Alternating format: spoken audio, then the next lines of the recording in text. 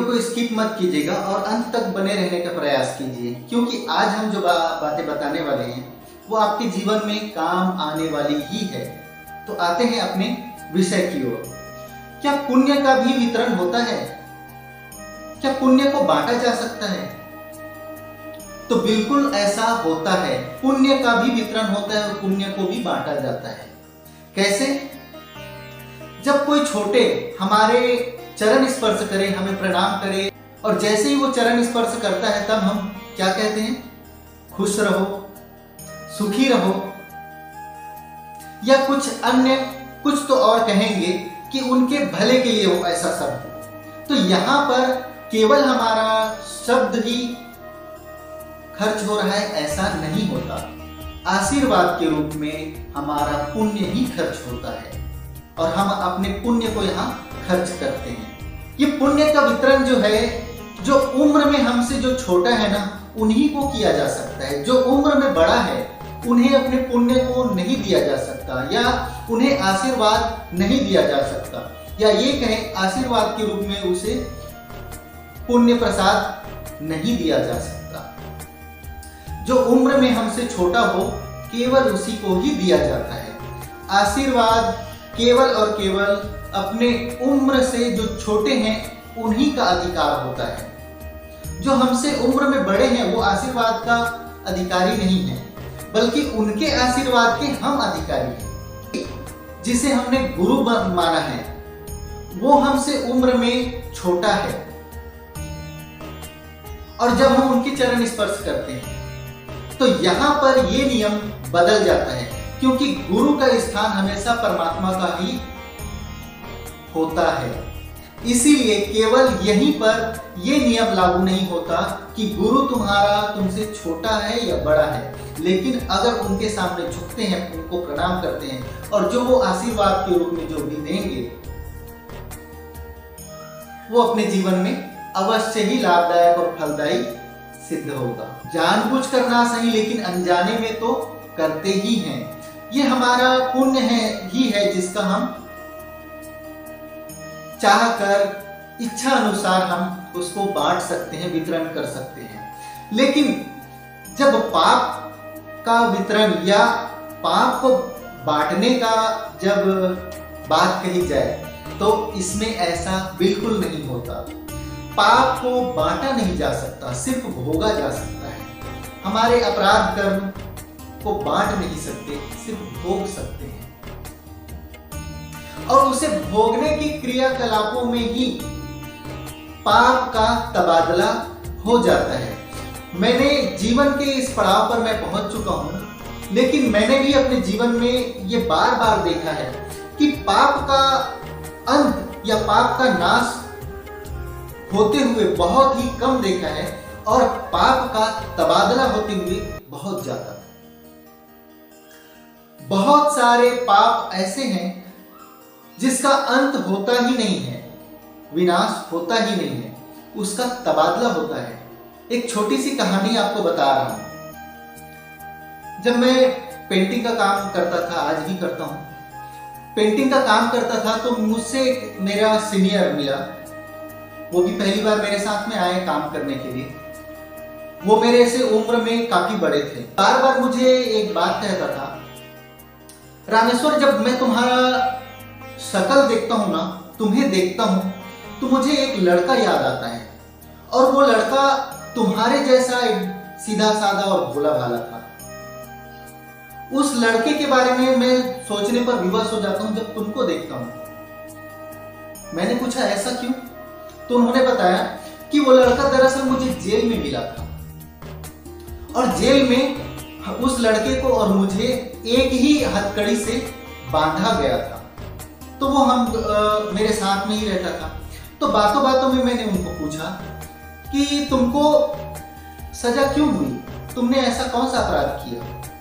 तो उस लड़के ने बताया, मैंने कोई अपराध नहीं किया है, और जो सजा मुझे मिल रही है वो पता नहीं कौन से जन्म का है।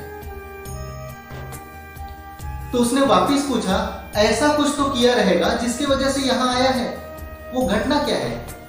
तो उस लड़के ने बताया, मैंने सिर्फ अपने मम्मी को बताकर घर से निकला था कि मुंबई में मेरी बहन रहती है, उसके घर में मैं जा रहा हूं। और मैंने अपनी बहन और अपने जीजा जी को भी ये नहीं बताया कि उनको मैं सरप्राइज देना चाहता था कि मैं तुम्हारे घर आ रहा हूं। तो मेरी गाड़ी मैंने जब अपने गांव से गाड़ी पकड़ी तो मेरी गाड़ी यहाँ मुंबई में रात को 2 बजे रुकी।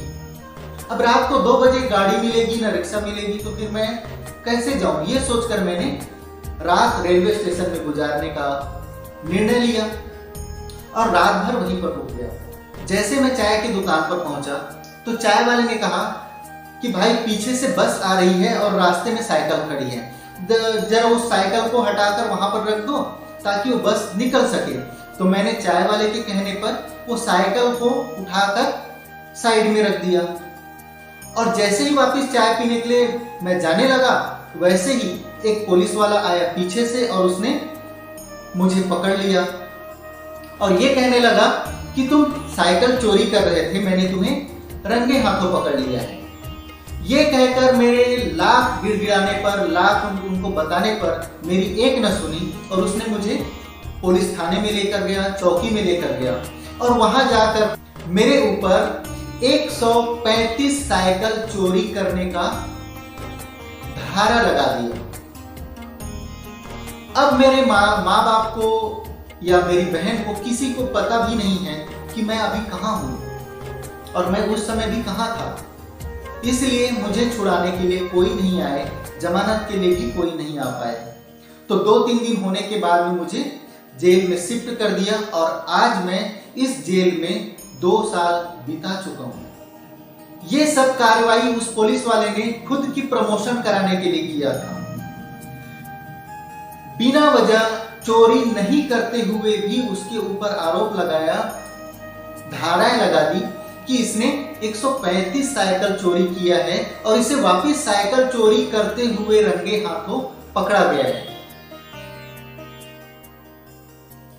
अब एक बात बताओ, उस लड़के के साथ में जो घटना हुई, जो भी हुई है ना, इसमें किसकी मर्जी थी? पुलिस वाले की कहें या उस लड़के की कहें या उसकी किस्मत का कहें या और किसी का, जो भी घटना वहां पर घटी उसमें केवल परमात्मा की ही मर्जी थी। क्योंकि उस लड़के ने भी कभी ना कभी किसी न किसी जन्म में इसी तरह से आरोप किसी और के ऊपर लगाकर इसी तरह से उसको सजा का हकदार बना दिया था और उसने वैसा सजा भुगता था जो उस लड़के के ऊपर बाकी था। उस अपराध को झेलना, उसको भोगना उस लड़के के ऊपर बाकी था, इसलिए ये सारी घटना घट गई। क्योंकि ऊपर वाले की मर्जी के बिना पेड़ का एक पत्ता नहीं हिलता। तो इस लड़के को बिना वजह ऐसे तकलीफ दे दिया तो ये परमात्मा चुपचाप देखता रहेगा? ऐसा भी हो सकता है? उसने भी कुछ किया था, उसने भी किसी को पीड़ा दिया था, इसीलिए उसके साथ भी ऐसे ही सेम टू सेम इस जीवन में हो गया। तो यहां पर क्या हुआ, उस लड़के ने भी कहीं ना कहीं किसी को ऐसे ही आरोप लगाया था या दंडित किया हुआ था, जो पाप उसके ऊपर था। अब वो पाप वहां उस लड़के से तबादला हो चुका है। यहां पर पाप का अंत नहीं हुआ, यहां पर तो तबादला हो गया। किसके ऊपर? जिसने प्रमोशन के लालच में आकर किसी सीधे साधे भोले भाले को अपना शिकार बनाने का प्रयास किया, उसके ऊपर यही पाप तबादला हो चुका है, उसके ऊपर ट्रांसफर हो चुका है। अब उस पुलिस वाले को इस जीवन में ना सही लेकिन किसी न किसी जीवन में सेम टू सेम घटना उसके साथ में भी होगी।